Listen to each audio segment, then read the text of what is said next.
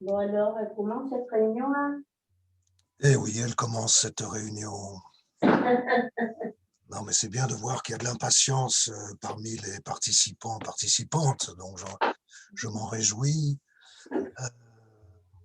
Je suis Alexis Nousselovitch, président de la communauté Massorti Or Shalom d'Aix-en-Provence, et je suis heureux de vous accueillir à cette manifestation conjointe de ce que nous nommons Massorti Sud, à savoir la réunion des 3 communautés Massorti respectivement de Nice, de Marseille et d'Aix-en-Provence. Cette réunion a commencé musicalement par une mélodie et des paroles que vous aurez reconnues, à savoir Eshet Raïl, la femme forte. Je crois qu'aucun morceau n'était plus approprié pour commencer cette manifestation que nous organisons à l'occasion du 8 mars, Journée internationale des droits de la femme. Non pas Journée internationale de la femme, mais des droits de la femme. Ce qui veut bien dire que si cette journée a un mérite, c'est bien de tenter de rétablir un certain équilibre entre les bipèdes masculins et les bipèdes féminins. Journée internationale des droits de la femme, car effectivement, les droits de la femme ne sont pas exactement les mêmes que ceux des hommes. Il est indéniable, il est incontestable de le rappeler. Il est important de le rappeler aujourd'hui, comme il est important de le rappeler tous les jours. L'inconvénient des journées internationales, c'est de faire croire qu'en une journée, la chose est entendue, la cause est entendue.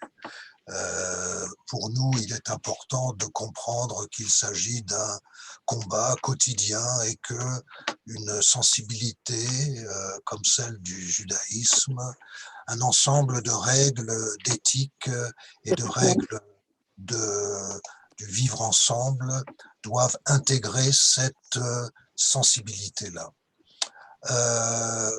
Nous avons le plaisir donc d'organiser cette réunion au nom de Massorti Sud, et donc je suis heureux de pouvoir céder la parole en introduction, d'une part à Sonia Binisti et d'autre part à Lise Gommel, pour respectivement dire quelques mots au nom de leur communauté respective, à savoir Judaïka de Marseille et Maën Or de Nice.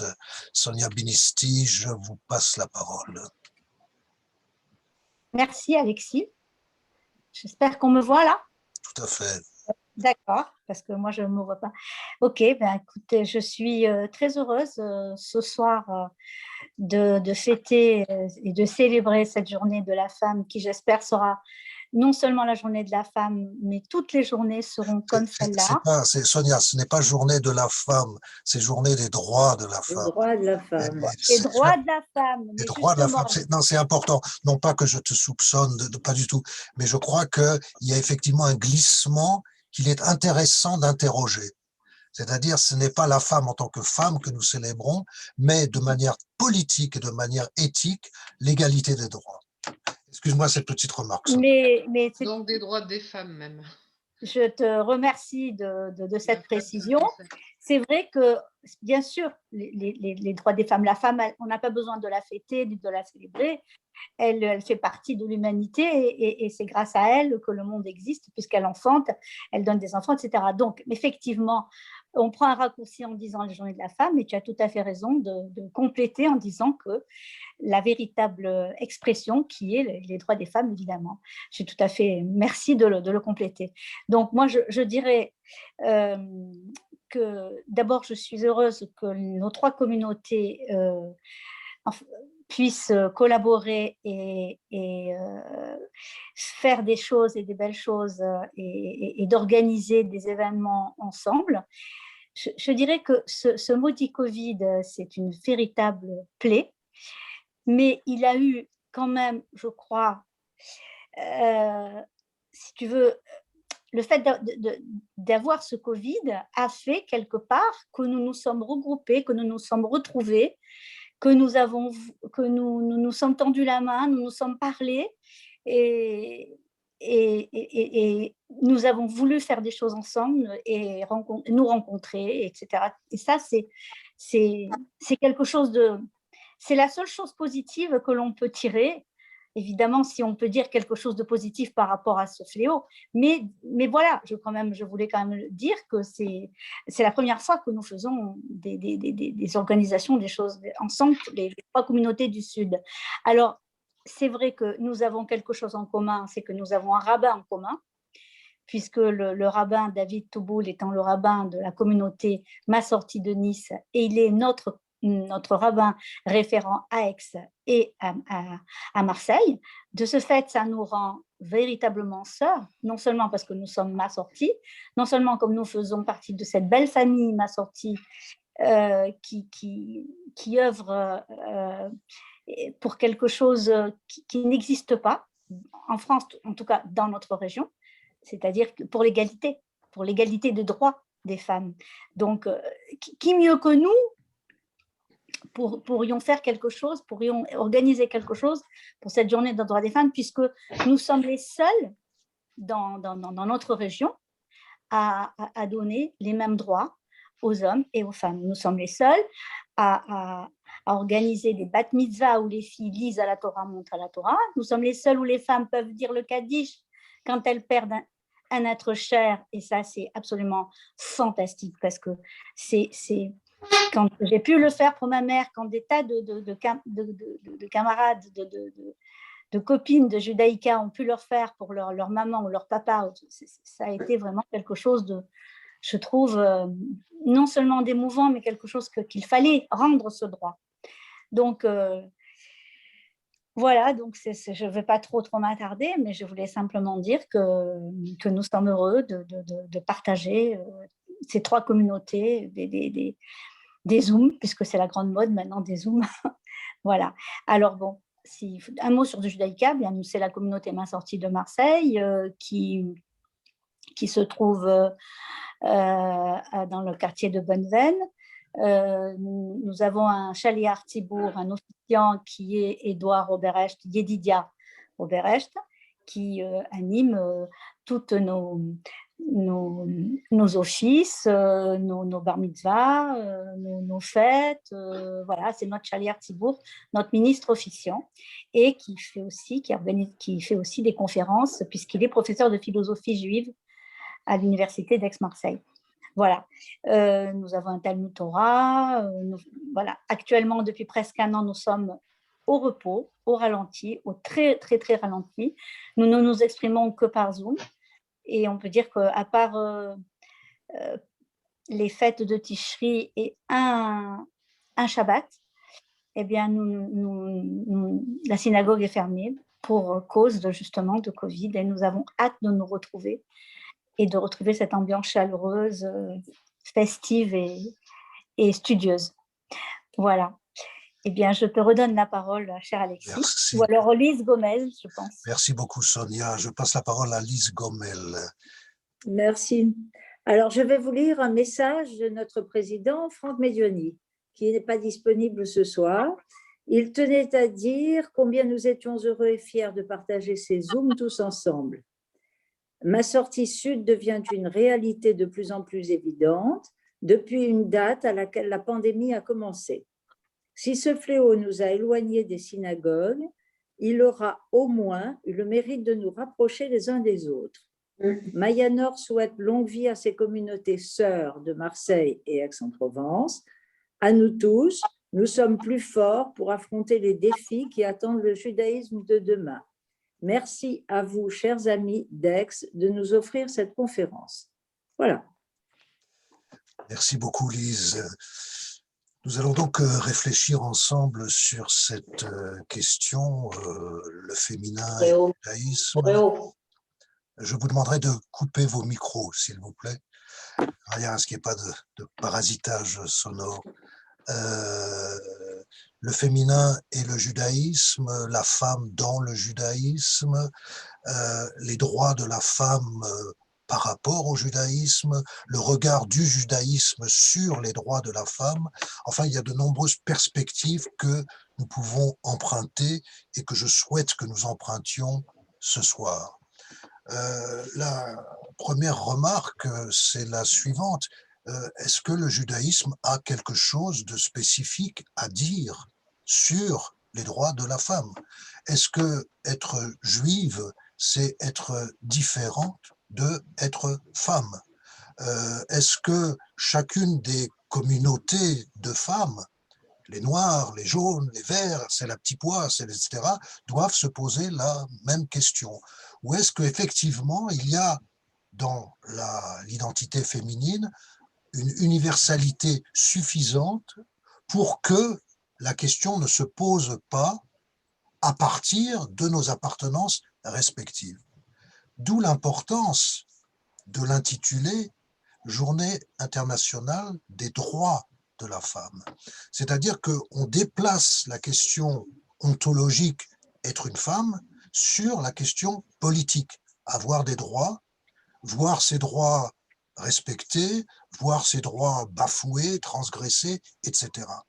C'est-à-dire que l'identité féminine s'inscrit dans une réflexion plus générale sur être un être humain au monde, avec des droits. Comment s'inscrire dans un vivre ensemble qui correspondrait à l'ensemble de l'humanité, les hommes et les femmes. Poser la question de la femme alors que, je crois que démographiquement, il y a davantage de femmes que d'hommes sur la Terre, c'est d'emblée dire qu'il n'y a pas qu'une question d'ordre anatomique, existentiel, pathologique, mais qu'il y a vraiment une question politique. Et je crois que c'est ça qui est intéressant dans cette journée, et c'est parce que c'est une question politique, c'est-à-dire qu'elle s'inscrit dans un cadre de pensée qui dépasse la seule appartenance biologique, que les cultures respectives ont quelque chose à dire sur cette question. Parce qu'effectivement, sur qu'est-ce que veut dire être au monde, qu'est-ce que veut dire le vivre ensemble, qu'est-ce que veut dire le rapport de force dans le monde, eh bien le judaïsme, comme tant d'autres cultures, a réfléchi sur ces questions. Et je crois que ce déplacement-là est extrêmement important. Il faut le garder présent à l'esprit. Raison pour laquelle aussi, et je dois dire, je le déplore, si je regarde la liste des participants, Patrick, Gérard et moi-même, ça fait 2 hommes. Et je trouve dommage, enfin je ne jette pas la pierre à personne, vous me connaissez, mais il est dommage que cette question-là, il semble que les chiffres sont là, il y ait davantage de participantes que de participants. Or, cette question n'est pas une question qui concerne que les femmes, de la même manière que le judaïsme n'est pas qu'une question qui concerne les juifs. Encore une fois, nous réfléchissons ici sur des questions fondamentales pour l'ensemble de l'humanité.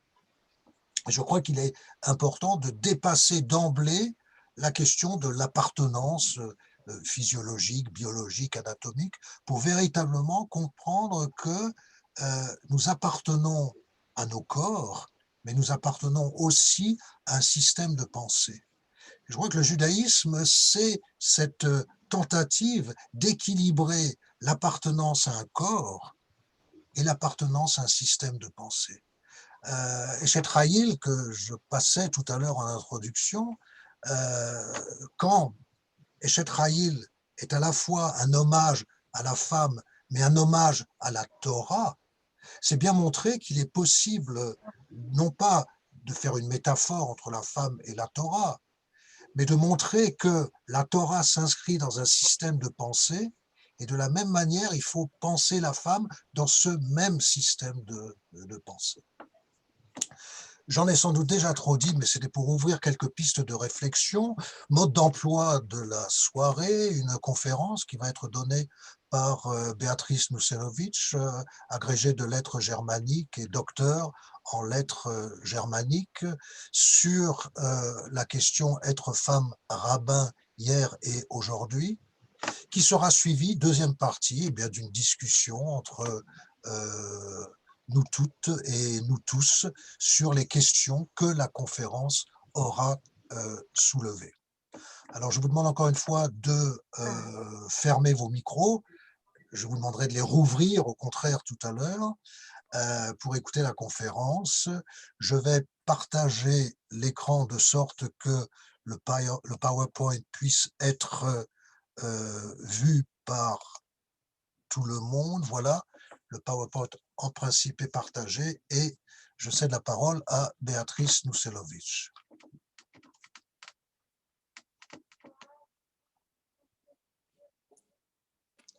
On n'entend pas, on n'entend pas, on n'entend pas. On m'entend là? Voilà. Ok. Bienvenue à toutes et à tous. Je suis très heureuse de vous retrouver ce soir pour ce thème qui me tient très à cœur.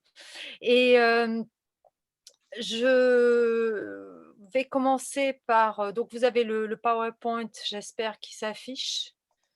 Je vais le mettre en écran. Voilà. Et donc, je commence. C'est un hommage, un premier hommage à une femme qui a été très importante pour moi dans mon évolution depuis l'adolescence, dans mon évolution intellectuelle et spirituelle, et qui nous a quittés. Donc, cette conférence, je l'ai déjà faite cet après-midi pour le master d'études de l'Institut d'études juives de l'Université de Aix-Marseille. Je vais raccourcir quelques passages pour pas que ça soit trop ennuyeux. Donc, je vous demande un peu d'indulgence par rapport à certaines hésitations qui auront lieu qui auront un rapport justement avec le fait que je passe d'un passage à l'autre en ce temps délicat. Ici. Excusez-moi, je demande encore à toutes les participantes, à tous les participants de couper les micros. Non, parce que c'est aucun... S'il vous plaît, coupez les micros parce que sinon on entend des sons parasites. Merci. Donc, voici le plan que je vous propose de suivre ce soir. Avec le plein écran, oui, voilà là. Excusez-moi, là je m'adresse à Madame Peretz. On vous entend, donc est-ce qu'il est possible de couper le micro, s'il vous plaît? Madame Peretz, s'il est possible de couper votre micro, c'est sur le bas de l'image, sur la gauche. Il y a désactivé le son.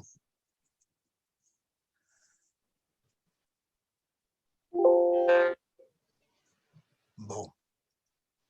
Ben, je crois que c'est... Alors, est-ce que je vais peut-être essayer moi-même de couper tous les micros? Normalement, tu peux le faire, oui.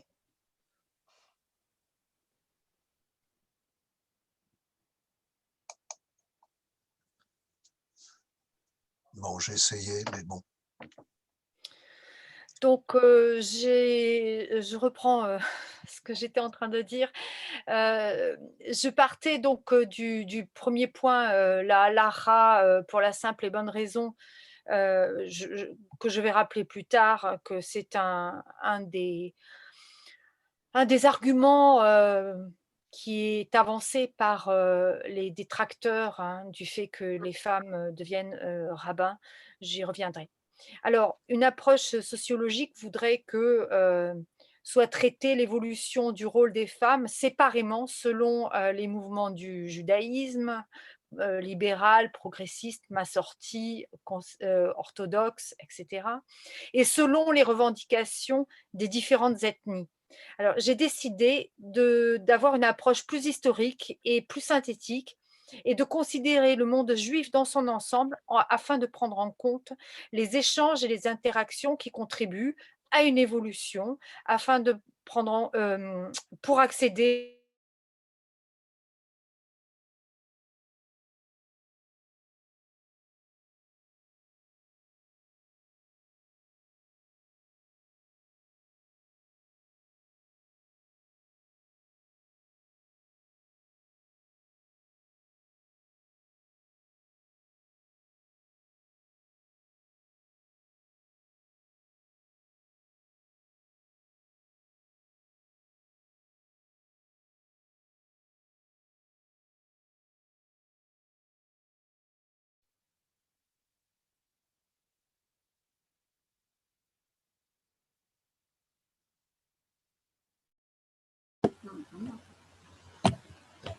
Béatrice, on t'entend plus. On t'entend plus, Béatrice. On t'entend plus. Quels obstacles voilà. les femmes doivent-elles surmonter pour y parvenir? Dans le cadre qui nous est imparti, j'ai renoncé à l'exhaustivité de ce thème pour amorcer quelques réponses à ces questions. J'insiste sur la bibliographie parce que je vous redirai ça tout à l'heure. Donc la halara, juste un rappel qui est peut-être inutile dans le cadre qui nous intéresse ce soir. Mais ce qu'on peut dire, en tout cas, c'est que le judaïsme a perduré pendant des siècles, car sa tradition s'est renouvelée de génération en génération sans changer une lettre à ses textes. Il s'est adapté partout, aux différentes cultures, aux bouleversements de société. Et cette performance repose sur deux textes fondateurs, une Torah écrite, une Torah orale, l'une garante de la lettre, l'autre de la liberté d'oser poser des questions, d'interpréter des textes afin de dégager toute leur signification ou le plus possible de signification.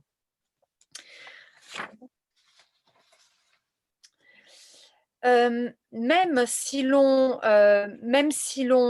accorde une origine divine à la Torah, l'application de la halakha ne relève que de notre monde l'ici-bas.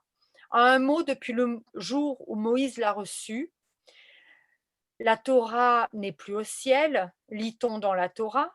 Et Eliezer Berkovitz s'est saisi de ce passouk pour intituler un de ses livres. Donc, c'est un rabbin formé dans la tradition du séminaire rabbinique Hildesheimer de Berlin. Et il explique que la Torah n'est plus au ciel.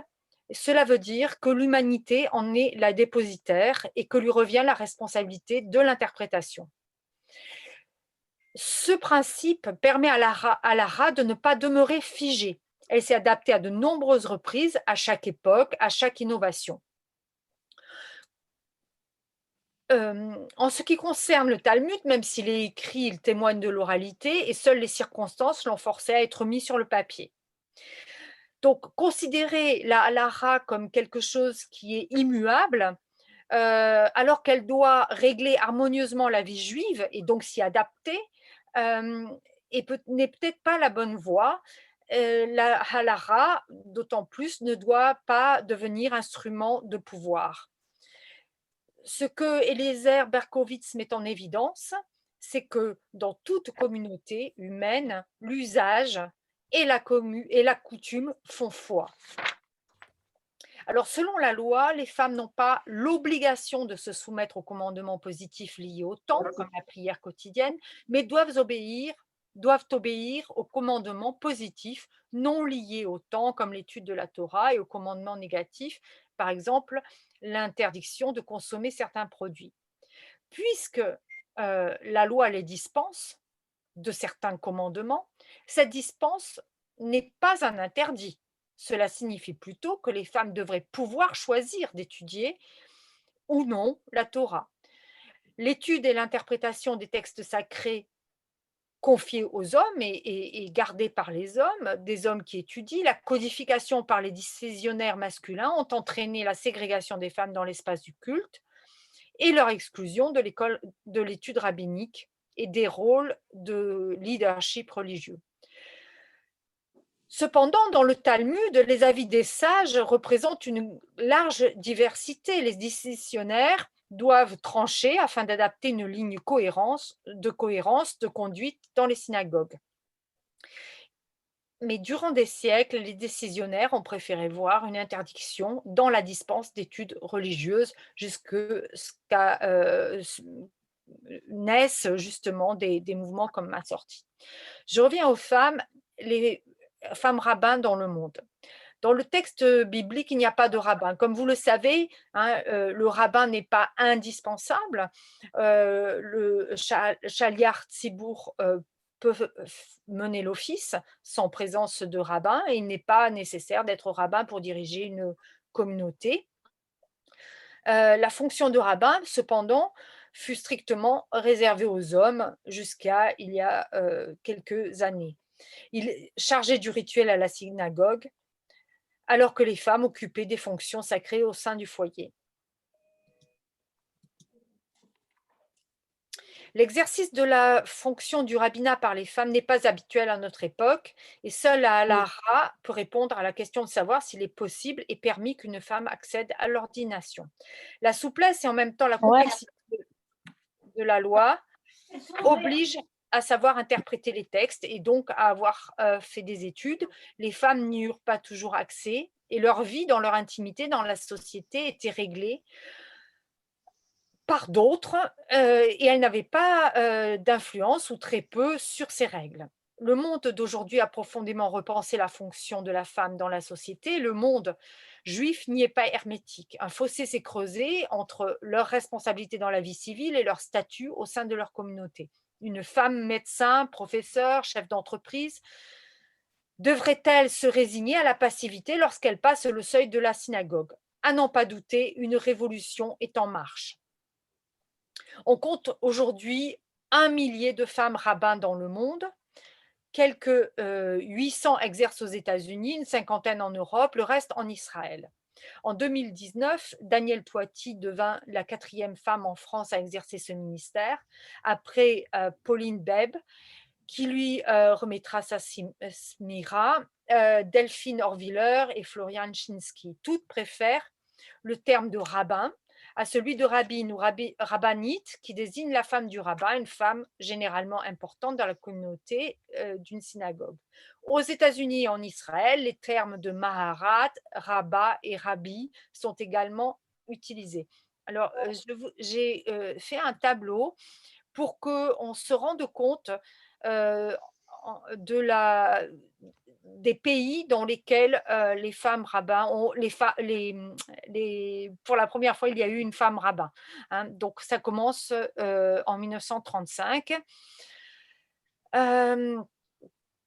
et donc 1935, Regina Jonas, dont je vais parler plus précisément un peu plus tard, et Alina Traeger, c'est peut-être très symbolique, est la première femme nommée rabbin après Regina Jonas en Allemagne en tout cas.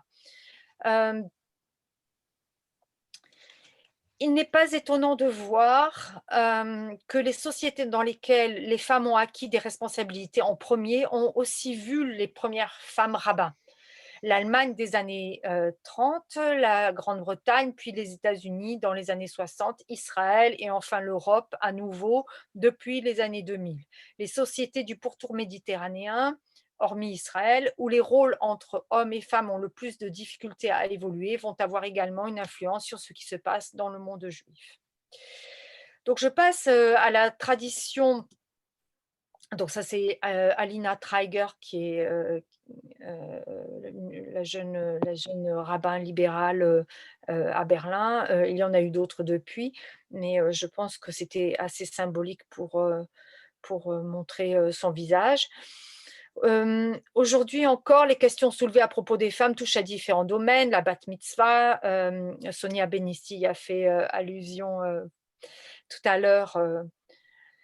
Le mariage, les violences conjugales, le divorce, l'héritage, et puis les postes à responsabilité au sein des communautés. La question qui nous intéresse, être femme rabbin, est relativement nouvelle, comme nous l'avons vu dans le tableau. Elle fut posée par les femmes qui, au cours de l'histoire, ont toujours trouvé des alliés masculins. Alors, il n'y en a peut-être pas beaucoup ce soir, mais c'est vrai que quand on fait des recherches sur l'histoire de cette évolution, on trouve énormément d'hommes qui ont été sensibles à la présence des femmes parce qu'elles apportent énormément par leur sensibilité et leur intelligence. Donc, ces alliés masculins qui les ont toujours soutenus. Nombreux sont néanmoins les écueils auxquels sont confrontées les femmes lorsqu'elles veulent prendre part à la vie spirituelle à la synagogue, en dehors du périmètre auquel l'usage les assigne. Si le principe masculin et le principe féminin sont affectés de valeurs égales qui se combinent sans hiérarchisation, par exemple dans la Kabbale, si Sarah, Rebecca, Rachel et Léa, tels qu'on les voit sur ces illustrations un peu démodées, je le reconnais, que la tradition nomme matriarches, les 4 mères d'Israël, nommées en sang par Rachi, pour signifier combien fut précieuse leur action, jouent un rôle crucial dans l'économie de la geste de l'élection. Elles veillent à son accomplissement et surtout donnent à penser son sens par leur vie, leurs choix et leurs engagements. Ces femmes marquées par le bien et ses commandements furent élues pour porter la haute responsabilité de l'Alliance, et si elles ont joué des rôles décisifs dans l'histoire, cela n'a que peu d'influence sur la vie juive en général. Comme dans la société, le patriarcat domine, les rôles sont hiérarchisés. Alors, si on observe les mentions du rôle des femmes dans la Torah, qu'en est-il? C'est incontestable, la femme a un statut inférieur, mais en même temps, elle est traitée avec justice, hein. Il ne faut pas être anachronique, il faut replacer les choses dans leur contexte. Donc, elles apparaissent par exemple à propos de l'impureté de la menstruation, hein, ça on le sait, et des relevailles, mais il faut noter qu'un homme peut aussi être impur. Donc, ce n'est pas quelque chose qui est réservé à la femme. L'infanticide des filles n'a jamais été toléré dans le judaïsme. Les victimes de viols ou d'accusations mensongères peuvent trouver une défense. L'épouse mal aimée a droit à des garanties. La femme ne porte pas toujours seule la responsabilité de l'adultère. La mère a droit au respect, à l'égal du père, selon le 50e commandement. Et loin d'être mise au banc de la famille, la veuve doit être secourue. En somme, la femme est traitée plutôt humainement, malgré son statut inférieur, comme je l'ai dit. Elle peut aussi accéder au trône, hein, comme sous le royaume hasmonéen, où Salomé Alexandra, la femme du roi Alexandre Janet, qui régna 9 ans après la mort de son époux. Dans les Proverbes, l'enfant doit obéissance de la même manière à son père et à sa mère. La femme aimable est censée et le bonheur de l'homme. Et dans le Proverbe 21, Alexis y a fait allusion tout à l'heure, on retrouve la femme forte, la femme vaillante, qui est un modèle d'activité économique. Donc, je vous propose de consulter quelques exemples, hein, des questions posées par la participation des femmes au culte et aux restrictions qui leur sont en général imposées. La femme peut-elle prendre part à la prière collective? Sa présence peut-elle être comptée dans le minyan, quorum de 10 personnes? Peut-elle prononcer des drachot, le Kaddish, lire la Megillah, faire l'Alia, lire la Torah, le Kiryat Torah? Les jeunes filles ont-ils la possibilité de devenir bat mitzvot, etc. À propos de la méritza, hein, cette séparation entre hommes et femmes, elle est pensée pour que les hommes ne regardent pas les femmes, hein. Mais dans certaines synagogues, cette séparation doit être opaque afin d'empêcher les femmes de voir ce qui se passe de l'autre côté. Il s'agit évidemment ici d'une surinterprétation, hein, car selon la Guémara, s'il faut être séparé, une femme a tout à fait le droit de voir ce qui se passe de l'autre côté. Seule une interprétation rigoriste suggère la nécessité de la séparation des sexes ou d'une barrière entre eux, comme la méritza, en toutes circonstances. Regina Jonas, dont je vais parler, imagine un réaménagement des couloirs qui mènent à la bima de façon à ce que la séparation soit respectée tout au long de l'office. Oui. Donc, je reviens sur certains points. La séparation, la lecture, le Kiryat Torah, l'humilité et la chasteté. La lecture par les femmes. Les discussions à propos de la possibilité pour une femme de lire la Megillah lors de la fête de Purim est un exemple des obstacles qui se dressent pour une femme qui désire prendre part au rituel. Donc, c'est un argument qui s'élève, hein, c'est le Kol Isha Erva. Je cite, « L'homme ne peut pas écouter la voix d'une femme qui chante car sa nature risque de le pousser à avoir des pensées indésirables. » Ensuite, dans le Talmud Brachot 24a, par exemple, la femme n'est pas constituée des mêmes fibres. Généralement, elle ne risque pas d'être emportée par le souffle de la voix d'un homme. Et si c'était le cas, à ce moment-là, l'interdiction la frapperait également.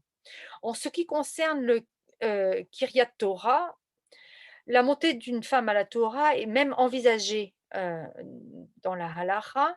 Et si les sages préfèrent y renoncer, c'est mipnei kevod hatzibur, par respect pour le public. Autrement dit, car l'homme qui ne serait pas capable de faire la même lecture en concevrait de la honte. Donc, il s'agit bien de l'usage dans les communautés et non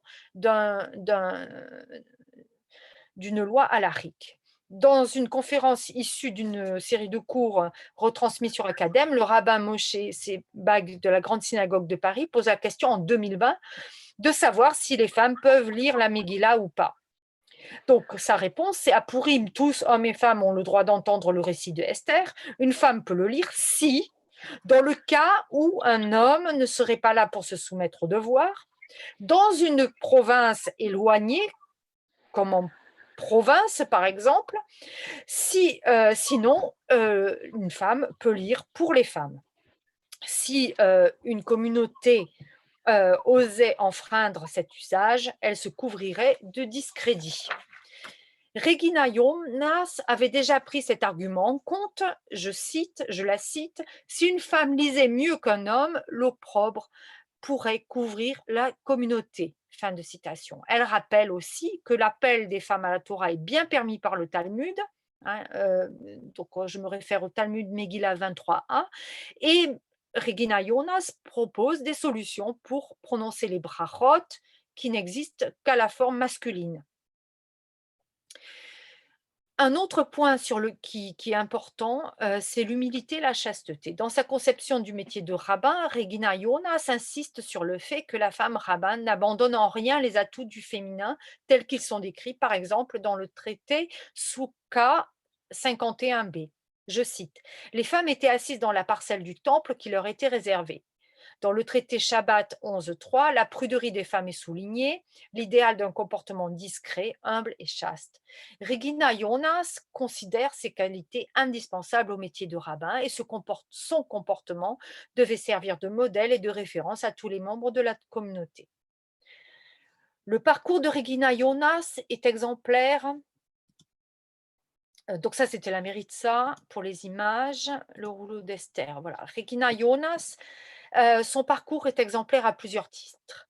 Né le 3 août 1902 à Berlin, ordonné rabbin en décembre 1933, un mois après que les lois de Nuremberg la privent de sa nationalité allemande, déporté en 1942 et assassiné le 12 octobre 1944 à Auschwitz, où elle est assassinée parce que juive, oubliée jusqu'en 1999 parce que femme, jusqu'à ce que le directeur des archives juives de la Neue Synagoge Berlin en parle à une femme rabbin qui s'appelle Elisa Klapp-Eck et qui décide d'en faire un livre. C'est ce livre-là, je vous montrerai la couverture tout à l'heure sur mon PowerPoint avec la traduction. Avant sa déportation, Regina Jonas avait déposé à cet endroit-là que vous voyez sur l'écran tous les documents importants la concernant, espérant revenir les chercher plus tard. Alors, Regina Jonas, malheureusement, elle n'est pas connue en France. C'est aussi l'objet de mon intervention ce soir, parce qu'il y a des endroits au monde où elle est bien plus connue, par exemple aux États-Unis, un groupe de femmes rabbins de communautés américaines se sont rendues à Berlin sur les traces de Regina Jonas lors du 70e anniversaire de sa mort en juillet 2014 pour lui rendre hommage. Alors, il y a un court-métrage, je mets le lien dans ma bibliographie.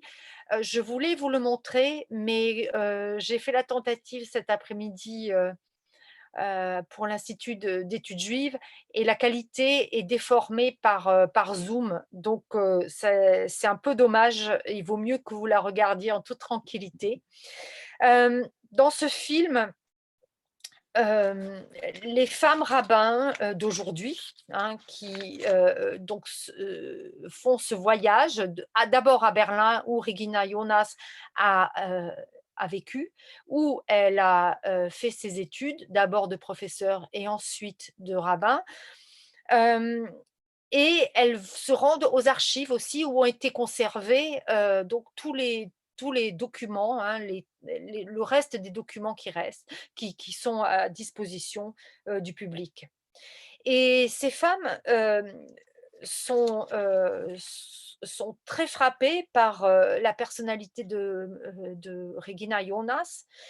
Une d'entre elles avoue que sa rencontre avec Regina Jonas lors de ce voyage a changé sa vision du judaïsme, du féminisme américain, hein, puisqu'on a dans l'idée que tout ce qui est nouveau vient des États-Unis, tout ce qui est révolutionnaire vient des États-Unis. Et en fait, on se rend compte que cette veine féministe, qui n'est pas révolutionnaire, mais qui est une façon de vouloir vivre ce que l'on est tout simplement en tant qu'être humain, ne venait pas des États-Unis, mais venait bien évidemment de l'Europe, et que des femmes comme Regina Jonas pouvaient l'incarner. Donc le féminisme a des racines européennes. Ensuite, il est question dans ce film de Léo Beck qui va signer la copie de la Smira de Regina Jonas et ne signe pas l'original. Alors cela a été aussi interprété, hein, par certaines femmes rabbins qui disent que c'est une façon de l'effacer de l'histoire, que finalement il ne reste plus aucun document à proprement dit original qui témoignerait de son combat et de son parcours. Donc, je suis en train de résumer le film, c'est un peu improvisé, je m'en excuse. Je pense, dernier argument pour que vous visionniez ce film, ce sont les images de la synagogue cachée sous la voûte du camp de concentration de Theresienstadt, donc de Térésine, où Regina Jonas a officié jusqu'à sa déportation finale à Auschwitz, et donc pendant les heures les plus sombres de notre histoire. Une des questions aussi que pose, et ce sera ma dernière remarque à propos de ce film, que pose l'une des intervenantes, des rabbins qui sont présentes lors de ce voyage, c'est de savoir, aurions-nous pu faire ce qu'elle a fait, hein? Ça, c'est une question, qu'on peut effectivement se poser. Sa persévérance, son courage, sa grande humanité en font un être exceptionnel. Elle restera la première femme à obtenir son ordination dans le monde. Mais son parcours révèle d'autres aspects de son combat. Sa passion pour les autres la pousse à ne jamais accepter ce qui vient de l'extérieur. Elle en parle en 1938. Dieu, dans son omnipotence, nous a donné des facultés sans demander de quel sexe nous étions. Et tout le monde se doit de travailler pour accomplir ce que Dieu a donné à chacun, homme ou femme, tous êtres humains. Fin de citation. En 1941 et 1942, je l'ai dit, elle officiait encore avant sa déportation dans diverses synagogues à Berlin. À plusieurs reprises, elle eut des propositions pour fuir l'Allemagne et pour échapper à la persécution et à la déportation. Elle les déclina toutes. Hein, c'est-à-dire que Regina Jonas n'est pas une victime. Hein, elle décline consciemment ses propositions. Elle choisit de ne pas abandonner sa communauté, qui est constituée des personnes les plus pauvres, les plus démunies, et de les accompagner jusqu'au bout. Ses écrits, à mon avis, sont précieux par leur actualité. Elle intitule son mémoire de fin d'études « Kann die Frau das rabbinische Amt bekleiden ?» Donc, cela veut dire une femme peut-elle exercer le métier de rabbin. Donc, dans ce texte, elle commence par examiner toutes les tâches que je vous ai résumées ici, toutes les tâches qui incombent à un rabbin. La connaissance parfaite de la Torah écrite et de la Torah orale, la transmission de cette connaissance aux enfants et aux adultes, les offices journaliers et les offices festifs à la synagogue, les sermons lors des bar mitzvot, mariage, enterrement, le jugement des divorces, le respect de la halacha et la prise de décision conditionnée par cette halacha, les conférences pour animer la vie juive et lutter contre la désaffection des synagogues, c'était déjà un problème à l'époque dû à l'assimilation, être à la disposition de sa communauté pour accompagner psychologiquement et matériellement ceux et celles qui ont des difficultés et finalement pour régler les conflits de façon pacifique. Après cette énumération, elle examine les mentions dans le Talmud relatifs aux femmes. Bab Talmud Sukkot 51b sur la place des femmes au temple, Bab Talmud Shabbat 113b sur la chasteté, Bab Talmud Baba Mesia dans la Genèse à propos du retrait de Sarah dans sa tente pendant ses menstruations. La Genèse encore sur la discrétion de Rebecca qui met son voile devant Isaac. La Genèse 12-14 lorsque Sarah se montre dévoilée devant Abraham. Pardon.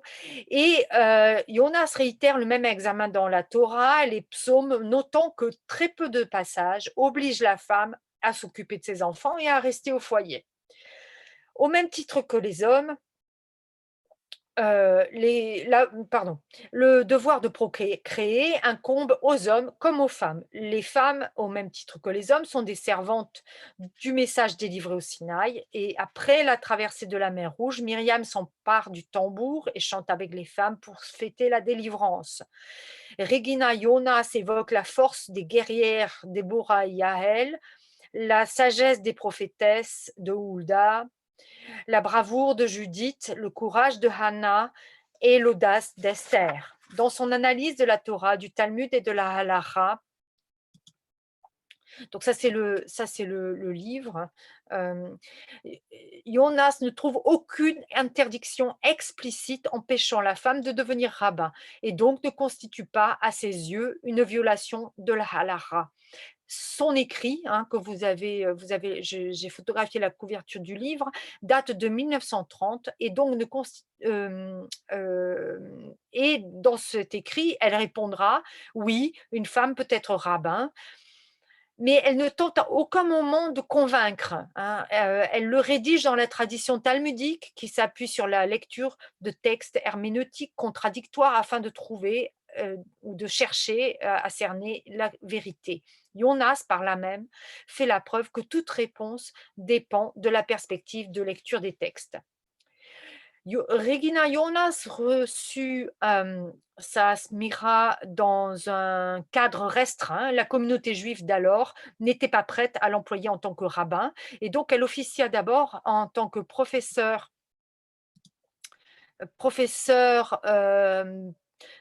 et aumônière dans les institutions juives de charité ou des institutions pour handicapés, à l'hôpital que vous voyez ici, juif de Berlin. La déportation et l'arrestation, l'immigration de nombreux rabbins, c'est une ironie du sort, lui offre dès 1937 l'opportunité d'officier en tant que rabbin dans diverses synagogues à Berlin, à Francfort et à Brême. Alors, son ordination, ça c'est les félicitations adressées à Regina Jonas pour son ordination le 31 décembre 1935, que vous puissiez accomplir votre mission à la hauteur de vos espérances, dans la position que vous avez atteinte, oui, même conquise. Fin de citation. L'ordination de Regina Jonas se produit à une époque intersection entre féminisme protestant et juif. On a également l'exemple de Bertha Pappenheim qui fonde le Bund juif en 1904 et qui œuvre pour l'égalité des hommes et des femmes et le droit de vote dans les communautés juives. Mais en ce qui concerne Regina Jonas, elle est issue d'un milieu très orthodoxe très pauvre, elle n'a rien d'une activiste, elle n'est pas issue de la bourgeoisie lettrée, elle ne connaît pas les intellectuels berlinois qui ont fondé la Réforme. Elle vient d'une famille pratiquante installée dans le Scheunenviertel, le quartier des immigrants, hein, qui a été peuplé la plupart par les personnes qui ont fui les pogroms dans les années 20 et qui se sont réfugiées à Berlin. La mendicité, les jeux de hasard y étaient les principales sources de revenus. Le désir de Regina Jonas de devenir rabbin n'est pas un instrument pour la réforme du judaïsme, n'est pas une arme du féminisme, c'est une vocation. À son époque, le séminaire rabbinique de Breslau, fondé par Zacharias Frankel, est exclusivement réservé aux hommes. Donc, elle le regrette, mais elle ne peut pas aller faire ses études dans un séminaire orthodoxe. C'est la raison pour laquelle elle va se tourner vers la Hochschule für die Wissenschaft des Judentums, la haute école de la science du judaïsme, créée par Léo Beck à Berlin, et qui, elle, est ouverte à toutes et à tous. En 1928, alors qu'elle poursuit ses études depuis 4 ans déjà, un sermon fut prononcé de la Bima par une femme. C'est peut-être la première fois au monde, hein, c'est Lila Montagu, fondatrice du mouvement libéral en Angleterre. Et donc ici, on la voit dans la synagogue réformée de Berlin. À elle revient également le mérite d'avoir organisé le premier congrès international intitulé International World Union Conference. Aujourd'hui, comme Regina Jonas, les femmes rabbins viennent souvent du milieu orthodoxe, parfois ultra-orthodoxe. Elles connaissent la halakha et l'ont intériorisée depuis leur enfance. Donc, si elles changent parfois de communauté, hein, puisqu'elles vont chercher des communautés qui vont les accepter, mais elles ne cessent pas d'être celles qu'elles sont, c'est-à-dire des personnes qui respectent la halakha. Certaines choisissent, plutôt que de changer de communauté, de ne pas prétendre à aucune visibilité, c'est-à-dire de faire un cheminement intérieur. D'autres tentent de nouer un dialogue avec les hommes, hein, ce qui a fonctionné souvent dans l'histoire. Ou elles choisissent de créer leur propre communauté, strictement composée de femmes. Et une minorité d'entre elles s'expatrient, hein, mais c'est le cas de Françaises, par exemple, hein, qui vont, juste pour donner un exemple, par exemple dans la Yeshiva Maharat de New York, qui permet aux femmes orthodoxes d'étudier. Elles peuvent également apprendre à guider, à accompagner une communauté, à l'assister dans tous les instants de sa vie. Déjà, 43 femmes orthodoxes ont obtenu le diplôme rabbinique, hein, mais elles ne vont pas devenir rabbins, en tout cas pas dans le milieu orthodoxe. En Europe continentale, seule l'école rabbinique de Berlin, Zacharias Frankel, accueille des femmes pour des formations de rabbins libéraux ou massortis. Les raisons pour lesquelles on ne voit pas de femmes rabbins dans les communautés conservatives ou orthodoxes reposent sur un discours persistant qui va enfermer les femmes et les hommes dans des rôles et des fonctions prédéterminées, en prétextant que la participation active des femmes à l'étude et au rabbinat tendrait à gommer leur féminité. Les femmes rabbins ne trouvent pas encore de poste dans ces communautés. Nombreuses sont celles qui renoncent à chercher à exercer leur fonction de rabbin et elles se tournent parfois, hein, comme je l'ai déjà dit, vers d'autres communautés plus ouvertes.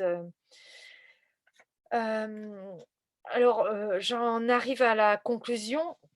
Si la halakha détermine les actes des hommes et des femmes selon la tradition de l'herméneutique talmudique, cette tradition est en mouvement. Elle n'a rien d'un codex rigide, peu importe que l'on soit chez les libéraux ou les orthodoxes. Le monde juif a été et sera sans cesse en train de se renouveler, et si parfois des dogmes paraissent immuables, il n'est pas dit que demain un nouvel essor ne les modèlera pas.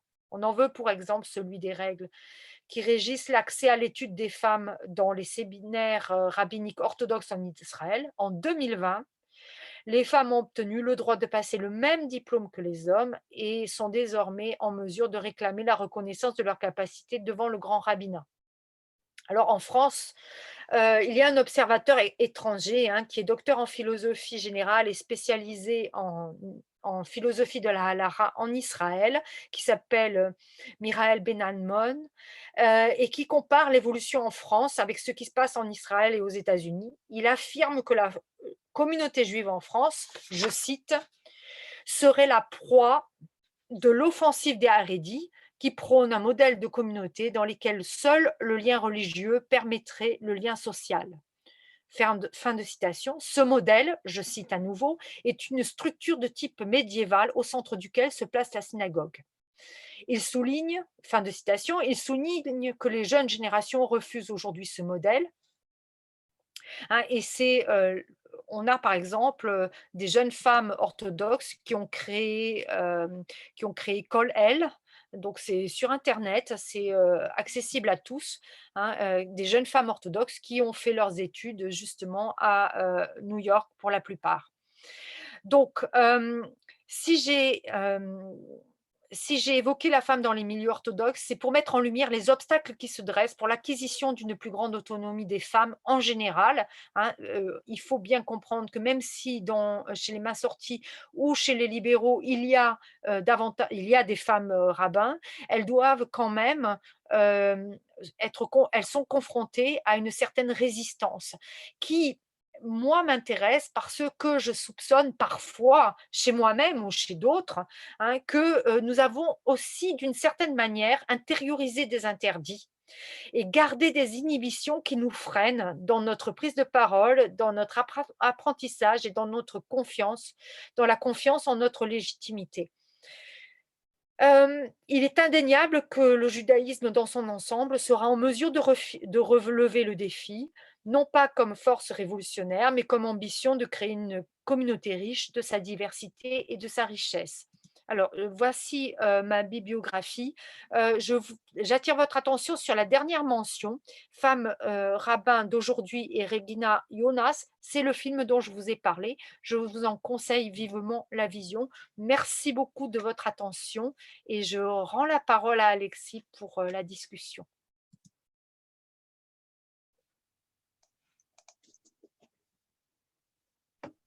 Voilà, merci beaucoup. Merci beaucoup pour cette conférence qui, à partir d'un itinéraire biographique particulier, celui de Regina Jonas, a su dresser un certain nombre de questions. Je voudrais que nous réfléchissions ensemble à ces questions. J'en ai moi-même un certain nombre, mais je voudrais, à chaud, si j'ose dire, demander à l'ensemble des participantes, des participants de réagir. Est-ce que le profil de Regina Jonas doit pour nous être un modèle? Est-ce que nous pouvons nous appuyer sur ce que nous savons de ce parcours pour aujourd'hui trouver des solutions, ou est-ce que ça fait partie, Regina Jonas fait partie de ces figures d'un espèce de répertoire mémoriel et que son combat ne serait pas d'actualité? Voilà une question générale que j'adresse à toutes les participantes, tous les participants.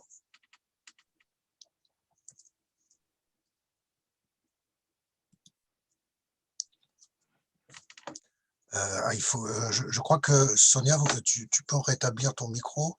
Ou attendez, je crois qu'il doit y avoir une manipulation. Voilà, ça y est. Ça y est, d'accord. Je l'ai rétabli. Voilà. Tout d'abord, je vais remercier Béatrice du travail considérable qu'elle a fait, de recherche et de nous le transmettre, de cette transmission. Ça, c'est vraiment... Je suis très, très heureuse d'y avoir participé, d'avoir écouté, parce que je ne regrette absolument pas d'être venue. D'autre part, on ne manquera pas de voir ce film. Je voudrais savoir s'il est long, s'il est court, parce que nous avons un ciné-club à Judica et je me demande si on ne pourrait pas le faire passer pour justement avoir une discussion sur fond de ce film. Comment peut-on le voir, s'il existe, mis à part le lien qu'elle nous a mis. Alors, c'est un court-métrage, il est tout court, il fait 10 minutes, un peu plus de 10 minutes. Et oui. Il est très intense. En fait, je voulais le montrer, mais la qualité sur Zoom du film était déplorable cet après-midi, donc je n'ai pas voulu vous infliger ce visionnage. Je pense que vous pouvez vraiment le voir Comme le ça. voir comme complément. Oui, ça va. J'essaie de le résumer. Bon, moi, je le trouve très intense et très, très émouvant. Surtout quand on connaît un peu son histoire. Maintenant, vous en êtes au même point que moi. Voilà, j'hésite, vraiment, je pense que ça serait contre-productif de le montrer maintenant. On en a discuté D'accord. avec Alexis parce que la qualité est trop mauvaise. Il est en anglais en plus, donc pour D'accord. certaines personnes, c'est pas évident Voilà. forcément. Merci de ta réponse, Béatrice. On le Il verra. existe, alors il existe sur YouTube, hein, Oui. il existe avec le lien. Il suffit de copier le lien et de le coller sur YouTube et on a tout de suite accès au film. Merci beaucoup. Donc, doublement pour ton travail, pour ta présentation, ton charme, etc. Et puis tout ça pour nous faire connaître cette Regina Jonas qu'on ne connaissait pas du tout. Et merci. Voilà. Moi, pour répondre à Alexis, son parcours, effectivement, est un parcours bon. Mais je pense que ce parcours, actuellement, il est, comment dire, il y a des femmes actuellement, puisque tu viens de dire qu'il y a un séminaire à New York sur des femmes orthodoxes rabbins. Donc, il y a des femmes. Alors, effectivement, il y a des femmes massorties et des femmes libérales qui sont rabbins, très peu, trop peu, effectivement, pour les raisons que tu as dites, qui sont tout à fait vraies. Mais ça existe et je pense que ça peut donner envie de reprendre le flambeau. Par contre, moi, je voulais apporter une précision, c'est que en France, actuellement, puisque nous sommes en France, il y a une régression très, très importante du judaïsme ouvert, du judaïsme éclairé, du judaïsme des Lumières, qui a existé avec l'école d'Orsay, qui, après la guerre, dans les années 60, avec des personnalités extraordinaires comme Manitou, comme André Neher, comme Maurice Picard, etc. Des hommes qui ont été formidables et qui ont créé des séminaires qui sont presque des écoles polytechniques du judaïsme, où les femmes étaient non seulement admises, mais les femmes étaient poussées. On poussait les femmes à y aller, et ça a donné des femmes extraordinaires comme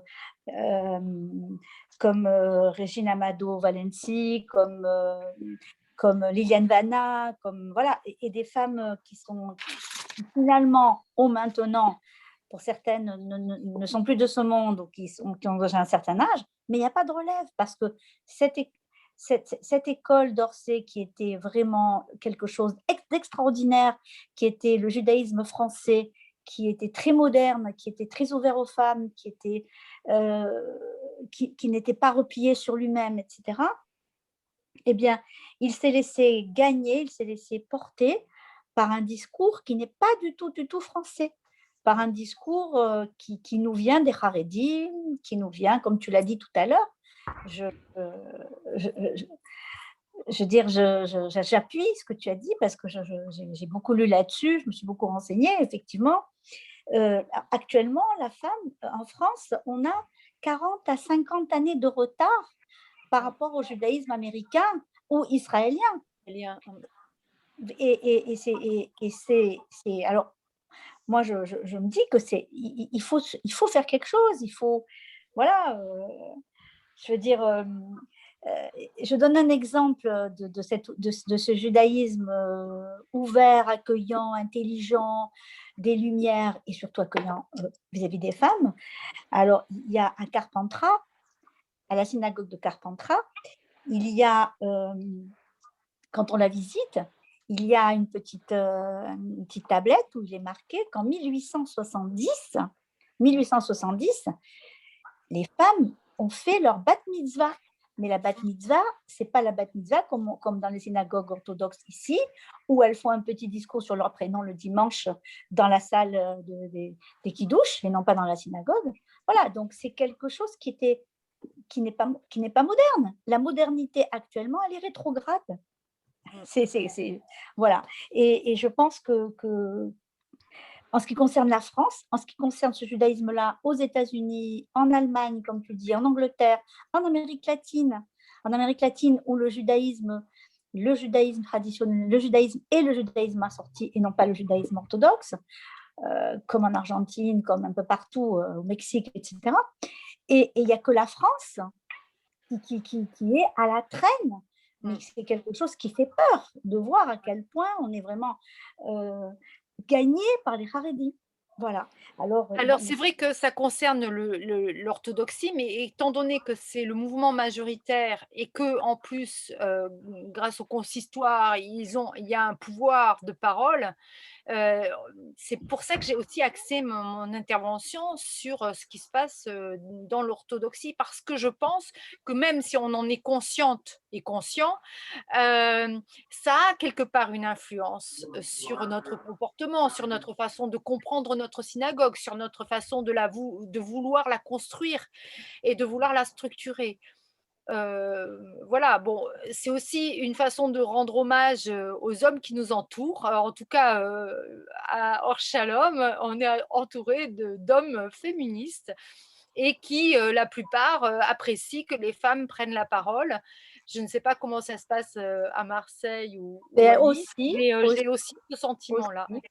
Aussi, mais on est regardé comme si nous étions des bêtes un peu curieuses, comme si nous étions hors judaïsme, hors halakha, alors qu'en fait, c'est ce qui se passe actuellement partout dans le monde. Ouais. Et c'est ce qu'il faudrait dire, c'est qu'il n'y a qu'en France que ça se passe comme ça. Et c'est malheureux, tout ça. Je ne vais pas casser du sucre sur le consistoire, mais le consistoire a été pris d'assaut par le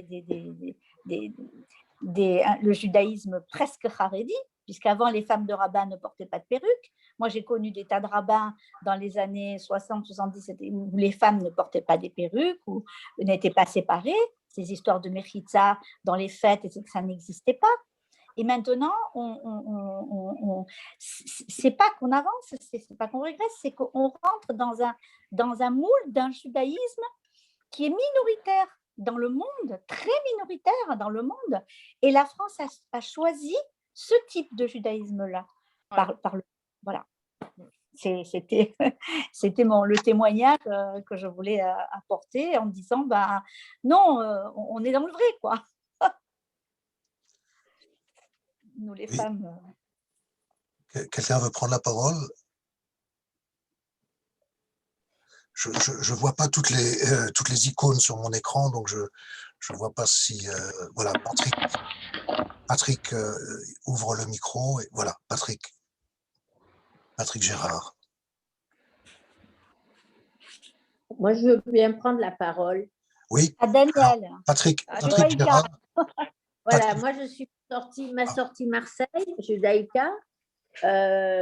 Moi, j'ai des souvenirs de petite fille au grand temple de la synagogue, ce qu'on disait temple, de la rue Breteuil, grand temple de la rue Breteuil, avec le rabbin Salzer. Nous étions les femmes sur la galerie du haut, enfin en haut, mais on avait absolument libre circulation pour aller en bas pour faire les prières des Kohanim, etc. Moi, j'ai fait ma bat mitzvah à Breteuil, c'était bon, un peu trop, on va dire, assimilé, mais n'empêche qu'on a fait notre bat mitzvah et tout a changé, je suis désolée de le dire comme ça, quand les pieds noirs sont arrivés, qu'on n'a plus, que le rabbin, après le rabbin Salzer, il a officié encore quelques années. Pour la petite histoire, il a marié mon oncle et ma tante, il voulait marier mon père, ça s'est pas fait avec la femme qu'il espérait la marier, enfin bref, peu importe. Et donc, voilà. Mais moi, le temple de la rue Breteuil, je n'y mets plus les pieds depuis des années parce qu'il y a ma mise sur les ultra-religieux et je ne me reconnais pas là-dedans. Alors, c'est je dis temple, parce que c'était notre vocabulaire. C'est mon temple de naissance, c'était le temple de mes grands-parents, parce que nous, on fait partie des Juifs du Pape, du côté de ma grand-mère paternelle, et donc on a toute cette tradition d'ouverture d'esprit, de tolérance et tout, qu'on n'a plus retrouvé à partir de l'arrivée des Juifs pieds noirs. Et de la même mise sur la synagogue de Marseille, le consistoire, de Juifs pieds noirs. Et voilà, rétrograde. En plus, comme Sonia connaissait maman très très bien, qui était un pilier ma sortie à Juliette, Oh oui. on était à bonne école avec notre mère et Alors, on a des filles en plus dans la famille. Donc voilà. Donc en tant que femme et prise de position, femme forte, et on a eu la chance, nous, les filles Cohen, parce qu'on est des Cohen aussi, d'avoir un père absolument extraordinaire qui nous considérait comme des individus, mais pas comme des filles. Je crois qu'il aurait eu des garçons, ils auraient eu la même éducation. C'était pas du favoritisme. Et moi, j'ai eu des garçons, et je peux vous dire que mes belles-filles sont très, très contentes de leur mari, quoi. Parce que c'est des individus et ils prennent leur part de tout. Voilà. Et c'est, voilà. Merci. Merci de ce témoignage. Sonia, voilà. tu voulais répliquer? Je voudrais répondre, Daniel, merci évidemment, sa maman, c'était pas simplement un pilier de Judaïka, mais c'était les fondations, c'était tout. C'était une femme d'avant-garde qui, en 1948, est partie à pied de sa Libye natale pour aller faire l'armée en Israël et faire la guerre en Israël et en 48. Donc, c'est une femme qui a fait la guerre en 48 en Israël, quoi, et qui est partie de chez elle, qui était dans un milieu très, très patriarcal, la Libye.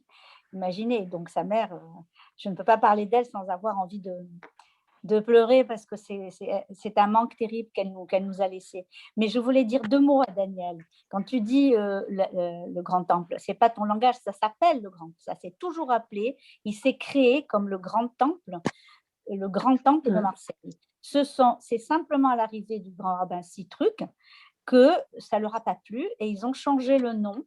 Mon fils a fait la bar mitzvah au Grand Temple et des cartes d'invitation pour sa bar mitzvah, c'était l'adresse le Grand Temple de la rue Breteuil. Maintenant, on ne dit plus le Grand Temple, ça s'appelle la Grande Synagogue. Mais moi, je le déplore parce qu'on a changé l'appellation et c'est pas, comment dire, c'est tous ces grands hommes qui ont fait ce temple, qui ont fait ce qu'il est. Eh bien, on a l'impression qu'on les bafoue quand on change l'appellation de plus appeler temple synagogue. Ça, c'est pour le temple. Maintenant, je voulais dire 2 mots à Daniel en ce qui concerne les pieds noirs qui sont arrivés. Sache, Daniel, que ce qu'on voyait en Afrique du Nord n'a strictement rien à voir avec ce que l'on voit ici en France et particulièrement à Marseille. Ce sont pas, si c'était des véritables pieds noirs qui étaient restés comme ils étaient dans leur pays, on n'en serait pas là. Malheureusement, ils sont allés étudier dans des yeshivot lituaniennes, Lubavitch, ashkénaze, mais pur et dur, et donc, ils sont venus, ils ont apporté ce qu'ils ont étudié dans ces yeshivot et ils n'ont même pas fait l'école rabbinique. Ce sont des yeshivot très, très, très ortho, très, très haredi. Et ils ont apporté ça. Leur mère et leur grand-mère et leur famille ne les reconnaissent pas. Moi qui suis du Nord, je ne me reconnais pas dans ce judaïsme-là. Personne ne se reconnaît dans ce judaïsme-là. Tu dis ce sont les pieds noirs parce que ce sont eux qui sont allés étudier dans ces écoles-là. Malheureusement, mais c'est des études qui ne sont pas des études séfarades. Ils ont fait des études lituaniennes ou des études Lubavitch ou des études, enfin voilà. Et en étudiant dans ces yeshivot, et comme ce sont eux qui ont pris le consistoire parce que les autres juifs de Marseille s'en sont complètement désintéressés, il n'y a que c'est comme le Front National, il y a que les gens qui votent Front National qui ont vraiment envie de voter, quoi. Les autres se détournent. C'est ce qui s'est passé pour le consistoire. On s'est détourné et maintenant, quand on a voulu le prendre, c'est trop tard, la place est prise. C'est pas trop tard parce que j'espère qu'on y arrivera. Mais voilà, c'est pour répondre les petites précisions à Daniel. Avant de passer la parole à Patrick Gérard qui a demandé, il est très très important effectivement d'avoir des perspectives sociologiques, de ne pas essentialiser du côté ashkénaze ou du côté séfarade, mais de voir qu'il y a une société qui s'appelle la société française, qui a ses propres règles d'évolution, qui a ses propres Oui. pressions internes, et que donc les communautés qui sont à l'intérieur de cette société française vont réagir de manière extrêmement variable. Parce que Sonia a raison de rappeler qu'il y a un judaïsme maghrébin, nord-africain, qui est de générosité, qui est de tolérance, qui est d'ouverture. Il y a aussi un judaïsme d'Europe de l'Est, qui est d'ouverture, qui est de générosité, etc., etc. Mais il y a effectivement ce qu'on appelle l'intégrisme. Il y a un intégrisme religieux qui touche le judaïsme, comme il touche l'islam, comme il touche le christianisme. C'est triste parce que nous pourrions espérer que le judaïsme ait des valeurs éthiques qui permettraient de résister à cette dérive intégriste. Nous devons avouer que non, nous sommes également soumis à cette dérive intégriste. Je passe la parole à Patrick Gérard, qui l'a demandé tout à l'heure, si je ne me trompe pas, et ensuite à Yaël Groner. Patrick Vous Gérard. m'entendez? Oui, Oui, bonsoir. tout à Vous fait. m'entendez là? D'accord. Tout à fait. Tout Oui, à fait. je vais vous dire juste quelques mots par rapport à un livre que j'ai eu entre les mains, qu'on m'a offert cet été et dont je n'avais pas du tout connaissance, qui s'appelle « Juifs par les mots », qui a été écrit par Amos Oz et une de ses filles, Fania Oz Salzberger. Et dans ce livre où il reprend l'histoire du peuple juif, parmi un bon nombre de chapitres, il y a un chapitre constitué aux femmes audibles. Les femmes audibles dans notre histoire.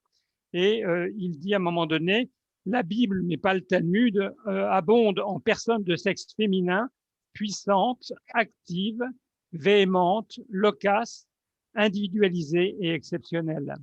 Et donc, j'invite tous ceux qui ont une curiosité à vouloir aller plus loin, de lire ce chapitre en particulier des femmes audibles, chapitre de la deuxième partie de ce livre, une 50aine de pages, qui fait une part à la femme dans le judaïsme et qui montre à certaines époques combien les femmes et les hommes se comportaient de manière plus égale qu'elles n'ont été ensuite par la suite ou auparavant.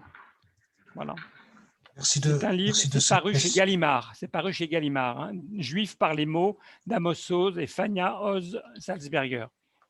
Merci Patrick Gérard. Je passe la parole à Yaël Groner. Merci Béatrice pour ton partage. Merci de porter cette étude sérieuse, de mettre la place des femmes et l'histoire ici.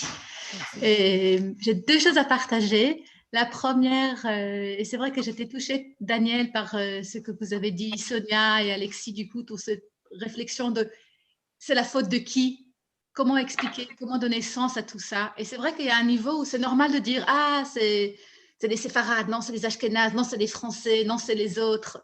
Et il y a un niveau où c'est juste aussi de dire, parce que comme vous dit Daniel, sûrement il y a quelque chose avec l'arrivée des Spon Africains, des séfarades, il y a quelque chose qui a changé en France. Et merci aussi Alexis et Sonia de le contextualiser. Et à la fois, du coup, moi, ce qui m'aide dans des moments comme ça, de se rappeler que ce n'est pas que l'autre qui est parfois extrémiste. Parfois, moi aussi, peut-être regarder les endroits où moi aussi, je suis parfois pas très tolérante, un peu jugeante, pour mieux comprendre ceux qui ont des fois dans ce chemin-là, et à la fois rester en lien avec eux. Parce que si je dis que c'est les autres qui sont rétrogrades ou extrémistes, je trouve que je risque d'accroître quelque part une dynamique que je ne veux pas soutenir. Donc ça, c'est voilà, une chose qui, comme si, et tu parlais de la France, Alexis, mais j'ai envie de dire peut-être, voilà, le judaïsme aussi, il vit des moments d'ouverture, fermeture, ça fait partie de son chemin. Donc comment on peut, nous, rester dans cette dynamique-là, de continuer d'évoluer, à la fois comprendre ceux qui sont un peu différents de nous. Chaque fois, le nous est différent. Ça, c'est une première chose. La deuxième, c'est effectivement, je trouve très intéressant, comme tu dis, Béatrice, l'axe de femmes rabbins dans l'orthodoxie. Je ne connais pas du tout ce sujet, mais je trouve très beau qu'au sein du judaïsme, ça n'est pas resté seulement dans les courants réformés, libéraux, massortis, mais quelque part que l'orthodoxie, ou le courant rabbinique, ou c'est difficile comment nommer aussi en plus, il a embrassé et il a redevenu sien Donc, j'ai écouté hier justement dans Limoud la session sur femmes rabbins avec Sonia et Tali, la femme que tu as présentée ici. Et du coup, je me questionne et peut-être j'ai envie de te demander si tu sais plus de combien s'est répandu ce courant de femmes rabbins orthodoxes, voilà, vraiment orthodoxes, et quel retour elles ont aujourd'hui dans le monde. Et quel est le lien entre ces femmes rabbins orthodoxes avec les femmes rabbins libéraux et Massorti? Alors, sur le sujet des femmes orthodoxes et de leur histoire, je vois que Lisa est là. Je pense qu'elle est plus spécialiste que moi, mais je vais expliquer ma position. C'est-à-dire que si l'on étudie exclusivement l'évolution d'un des mouvements à partir du thème de la femme rabbin, d'un des mouvements qui constitue le judaïsme dans son ensemble, en fait, on se prive de l'interaction entre les différents mouvements. Hein. Dina, par exemple, avait fait venir, il y a quelques années, elle avait fait venir Nathalie Lastreger. Nathalie Lastreger, qui est rabbin Massorti à Jérusalem.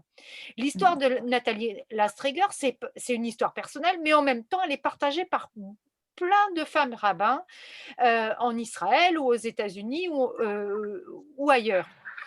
Nathalie Lastreger, elle est née dans un milieu très orthodoxe, elle a été mariée dans ce milieu-là, elle a eu des enfants dans ce milieu-là, et après tout ça, elle a décidé que ça, c'est même pas qu'elle a décidé, sa vocation c'était d'être rabbin. Et donc, elle a choisi une communauté qui avait envie de l'entendre et de l'écouter, qui était la communauté Massorti.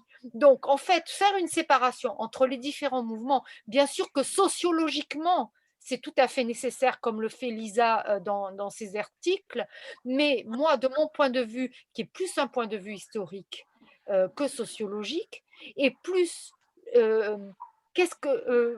plus peut-être ce qui m'a motivée, c'est de me dire où vont les femmes, c'est-à-dire peu importe leur appartenance au mouvement, finalement, elles ont toutes quelque chose à nous dire à nous. Hein, peu importe, je ne vais pas faire des séparations parce que je pense que Nathalie Lastreger, en tant que rabbin de Massorti, elle a autant d'orthodoxie que si elle était restée dans le milieu orthodoxe.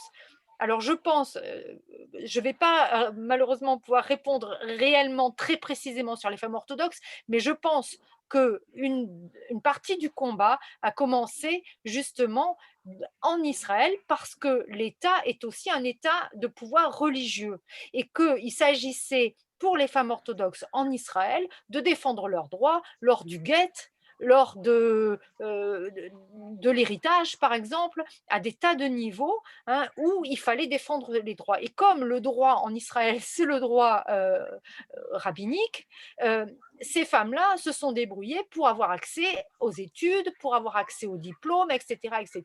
Et elles y sont arrivées, donc, comme je le disais, en 2020, hein, à avoir le même diplôme que les hommes. Alors, elles ne sont pas encore à la tête de communautés en tant que rabbins, mais franchement, si on observe la vitesse de cette évolution, c'est assez foudroyant. Donc voilà, si Lisa m'entend qu'elle veut prendre la parole sur l'histoire particulière des femmes orthodoxes. Mais ce que je trouve intéressant, justement, c'est les courants hein, d'un mouvement à un autre. Pourquoi une femme, elle devient libérale parce que, voilà, en général, enfin, encore dans nos générations, on ne naît pas libéral. On vient, en étant rabbin, on vient d'ailleurs. Donc, ce qui m'a intéressée aussi, c'est cette interaction. Hein. Est-ce que Lisa... Oui, je suis là, merci. D'abord, merci beaucoup à Béatrice, c'était magnifique. J'ai appris plein de choses parce que je ne connaissais pas très bien Regina Jonas. J'ai toujours voulu lire sur elle, je n'ai pas eu le temps, donc c'était c'était vraiment fascinant et ça donne très envie d'aller lire. On ne la voit pas, Lisa, on ne la voit pas. Vous n'entendez pas? On ne te voit pas. On t'entend, on ne te voit pas. J'arrive pas, c'est compliqué. Si je mets la vidéo, après ça coupe parce que l'internet est instable, donc il vaut mieux que je parle et qu'on m'entende au lieu de me voir et d'être entrecoupée. Donc d'abord, merci beaucoup. Et puis, alors effectivement, enfin, il y a plusieurs points qui ont été soulevés. D'abord, peut-être pour répondre à Yael, effectivement, en Israël aujourd'hui, il y a tout un mouvement de femmes, non seulement qui veulent être reconnues comme rabbins, mais il y a toute une gamme de fonctions rituelles. Et bon, là, je ne peux pas faire une conférence, mais il y a des femmes qui sont par exemple Yoetzet Halacha, donc conseillères en loi juive, en particulier sur les lois de pureté, qui sont de plus en plus respectées, même par des hommes ultra-orthodoxes qui viennent demander leur avis, donc qui ont une formation de très haut niveau dans un programme talmudique spécifique pour ces conseillères en loi juive, donc qui sont expertes dans la halakha concernant la pureté.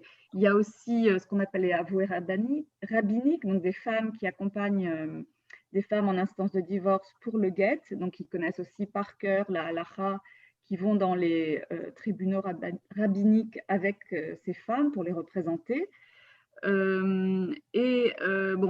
Beaucoup d'autres fonctions, je n'ai pas le temps de rentrer dans les détails, mais aujourd'hui à Jérusalem par exemple, il y a une femme qui travaille dans une synagogue orthodoxe et qui a pratiquement des fonctions comme celle de rabbin, à l'exception de la lecture de la Torah, donc qu'elle ne pratique pas.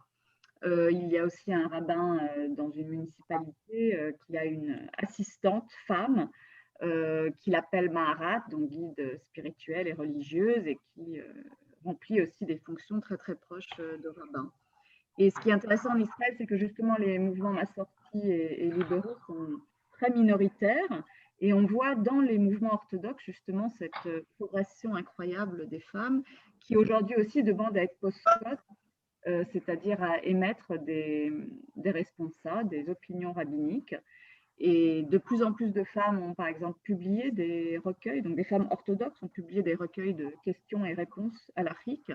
Et je pense qu'incessamment sous peu, il y aura des femmes qui vont vraiment pouvoir être respectées en tant que telles et trancher pour ces questions-là. Évidemment, il y a aussi la question des dayanot, donc des femmes qui pourraient siéger dans un tribunal rabbinique orthodoxe, donc pour l'instant limité aux hommes. Et là, il y a eu un précédent assez intéressant il y a 3-4 ans, en 2017 exactement.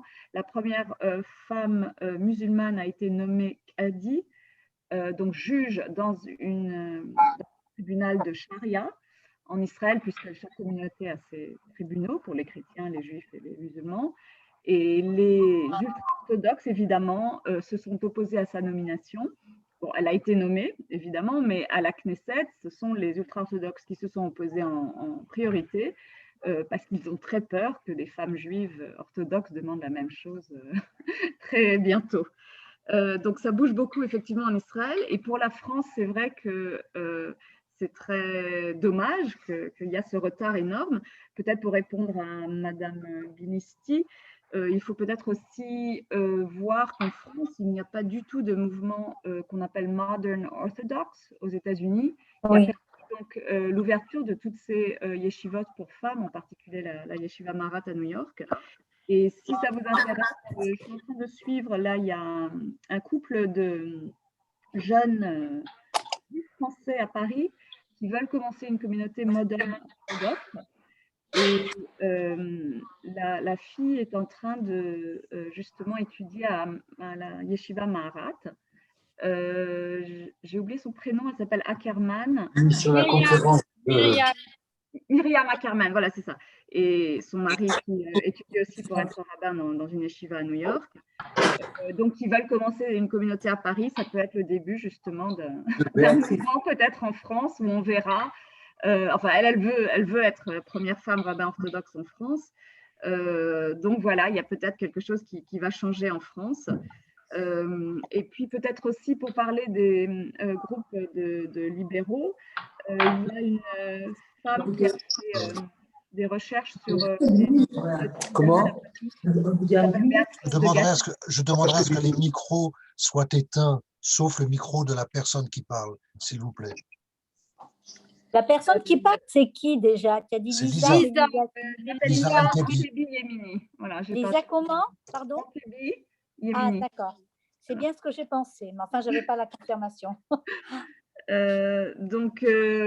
Voilà, une chercheuse qui s'appelle Béatrice de Gasquet, qui a étudié, enfin qui a fait toute sa thèse sur le mouvement juif libéral à Paris. Et en fait, ses conclusions, c'est que les femmes sont encore assez marginalisées, même si elles sont rabbins dans ces communautés. Et elle a regardé, par exemple, les positions dans le conseil d'administration, le nombre de fois où les femmes sont appelées à la Torah, etc., etc. Et l'égalité est loin d'être gagnée aussi dans ces communautés-là. Donc, c'était juste aussi pour répondre à quelqu'un qui avait… Dans les communautés modernes orthodoxes? Non, non, là je parle, elle a fait sa thèse sur le MJLF, donc le mouvement juif libéral. D'accord, ça va. Donc, je dis, même dans les communautés non orthodoxes, l'égalité n'est pas toujours gagnée, en tout cas en France. Et puis, pour revenir aussi à la France, ce qui est intéressant dans l'islam, c'est que cette année, enfin en 2019-2020, 3 femmes ont été autodésignées imams. Et là aussi, on voit des choses qui bougent dans ces communautés-là. Et je pense que vraiment, il y a de plus en plus de jeunes, enfin quelqu'un, je crois que c'est Madame Benisti qui a parlé de, il n'y a pas de relève de l'école d'Orsay, mais je pense que, voilà, encore une fois, il y a des choses qui sont en train de changer en France et peut-être qu'il y a des jeunes qui vont essayer justement de changer un petit peu. Oui, ben, le Kollel aussi, dont tu as parlé, Béatrice, hein, et la femme je ne me souviens plus de son prénom, j'ai un trou là, de Gilles Bernheim, qui fait un excellent travail aussi. Ah, Joël Bernheim dans le Joël. Oui, Joël. Oui, mais enfin, c'est pas… C'est Oui. très, très loin des yeshivot pour femmes orthodoxes qui existent en Israël. Bien sûr, c'est très loin, mais je veux dire, c'est qu'on ne fait un pas déjà ici. Mais ce qui est intéressant, et je remercie Lisa d'avoir ouvert notre regard à ce qui se passe dans d'autres communautés religieuses. Je le disais tout à l'heure, il y a un intégrisme qui traverse toutes les religions. De la même manière, il y a un progressisme qui traverse toutes les religions. Et je crois qu'il est fondamental pour nous, politiquement, que d'avoir ce sens de la solidarité avec effectivement le progressisme ou le réformisme en marche dans les autres courants religieux. Je crois que ça, c'est tout à fait fondamental. D'autres commentaires? Je voulais juste dire à Lisa Antebi, quand elle a dit que même dans les communautés libérales, il n'y avait pas vraiment d'égalité, etc., mais c'est parce que les femmes, ce sont les femmes qui sont très timides et les femmes qui n'osent pas. Moi, je vois à Judaïka, au départ, il y avait très peu de femmes qui montaient à la Torah et nous, celles qui montent, moi particulièrement et certaines, on les pousse, on leur dit mais on va t'aider, mais vas-y, c'est facile, tu ne sais pas lire les mots, c'est en phonétique. En fait, elles ont besoin, même dans nos communautés égalitaires, ces femmes ont besoin qu'on les porte, qu'on les pousse, voilà. Elles n'osent pas. Et puis finalement, petit à petit, chez nous, on est quand même fiers à Judaïka d'avoir fait monter un maximum de femmes qui sont de communautés orthodoxes et qui étaient venues à Judaïka pour un événement ou autre, et on les a un peu bougées. Et elles sont montées à la Torah. Donc, voilà, c'est parce que s'il n'y a pas d'égalité, c'est parce que ce sont les femmes qui ne veulent pas prendre la place, en fait. Je suis en accord avec ce que vous dites, Sonia, mais je pense qu'il y a une pression. Je pense que c'est parce qu'on a intégré aussi des interdits, tout simplement. Bien sûr, c'est pour ça qu'elles n'osent pas. C'est pour ça qu'elles n'osent pas. C'est pour ça que… Je profite de cette audience exceptionnelle pour dire que avec Katia et Laurence qui sont là, j'avais déjà partagé cette idée. On a fait quelques toutes petites tentatives, mais c'est vrai que j'ai l'ambition et j'espère qu'on va trouver les voies pour le faire, c'est d'organiser un office des femmes. Donc, nous avions à ma sortie eu Josh Wiener qui était venu pour Ticherie et qui est venu avec sa femme à l'époque, et elle était d'accord pour nous apprendre à lire dans la Torah. Alors, il y a eu un obstacle qui était un peu un choc culturel, c'est que elle a appris à lire dans la Torah avec l'intonation ashkénaze. Et aucune des participantes n'a voulu se lancer dans cette aventure. Mais c'est en route, donc je profite ce que vous disiez, Sonia, à propos de Zoom, hein, c'est que ça nous ouvre des portes qu'on n'imaginait même pas. Et je pense que ça serait quelque chose, en tout cas la préparation à cet office des femmes, ça serait quelque chose qu'on pourrait réaliser entre plusieurs communautés. Bon, Katia, par exemple, chante très bien. Laurence, elle a une excellente prononciation en hébreu. Voilà. Et alors, ça ne serait pas pour exclure les hommes, pas du tout, mais ça serait pour aussi leur apporter quelque chose, notre façon de faire un office. Et il faudrait, mettre ça en place, je pense, pour la rentrée, par exemple, quand les choses se seront un peu calmées. Et pourquoi pas s'inviter d'une communauté à l'autre pour faire des offices des femmes dans les communautés respectives. Vous- Yael oui. aussi, Yael C'est m'avait. ça. C'est-à-dire que l'office serait entièrement fait par les femmes, mais il y aurait la communauté serait là, hommes, femmes, enfants. Alors, en fait, Tu veux dire l'idée de départ, c'est qu'effectivement, les femmes prennent la parole, hein, guident l'office, et que à partir de ce noyau qui aurait déjà eu un certain apprentissage, une certaine expérience, des hommes puissent aussi, s'ils ont envie, hein, d'apprendre à dire le schéma, je ne sais pas, à dire les prières les plus communes s'ils ne les connaissent pas bien, ou à lire dans la Torah. Mais j'avais envie justement de ce départ.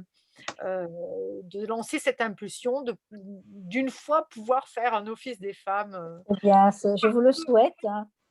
On l'a fait à Judaïka. Bon, on n'est pas arrivé.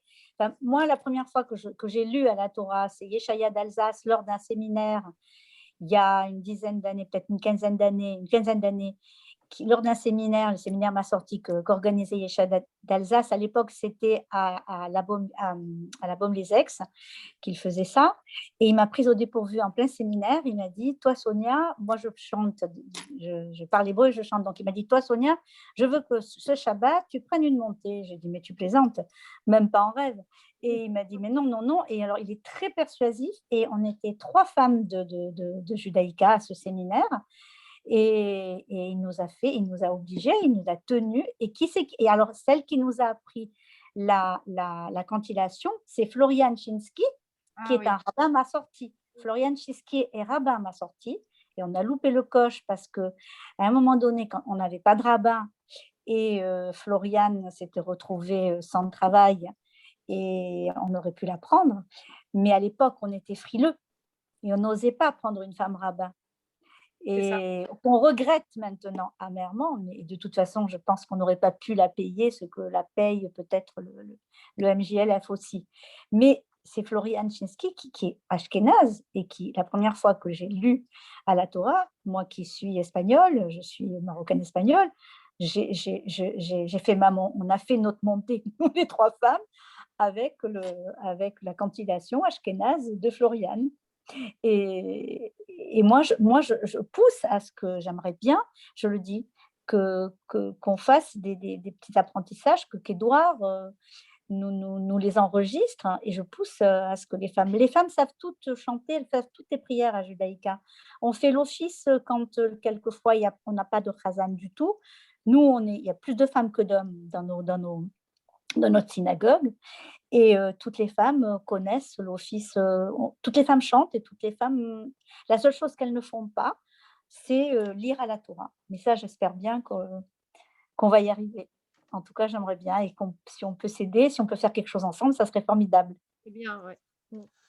Bon, très belle Ouais. perspective, effectivement. Dans les quelques minutes qui nous restent, je voudrais poser une question et je voudrais la poser effectivement à partir de ma position, c'est-à-dire disons, à partir d'une identité masculine, je veux dire, encore une fois, non pas essentialisée, mais qui dans le judaïsme est reconnue selon certains critères. Donc, combattre pour l'égalité des droits de la femme et de l'homme dans le judaïsme, est-ce que c'est un combat qui doit être entrepris au nom du judaïsme ou au nom des droits de la femme? Les deux. Ouais, exactement. oui. Je suis d'accord avec ça. Les deux. D'abord, au nom du judaïsme, parce hein. que, ouais, au nom du judaïsme et pour les hommes et pour les femmes, je dirais. Bien sûr.